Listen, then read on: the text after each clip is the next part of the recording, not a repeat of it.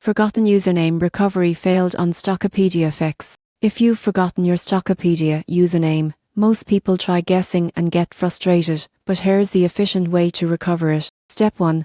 Visit the Stockopedia login page and click Forgot Username. Enter your registered email address. You'll receive a recovery email with your username or a secure link to reset it. Step 2. If you can't access that email, gather important account information such as your full name, recent subscription or payment details, and portfolio activity. Stockopedia support can use this to verify your identity and assist with manual recovery. Step 3. Check all email folders, including spam and promotions, for the recovery email. Follow the instructions carefully.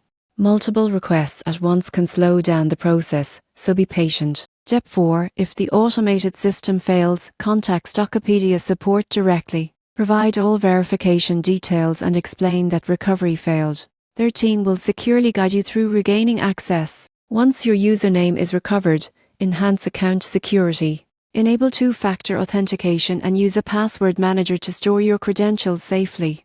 This prevents future access issues. By following these steps, you can recover your Stockopedia username quickly and continue monitoring and managing your investments confidently. A forgotten username is just a minor hurdle that can be fixed efficiently.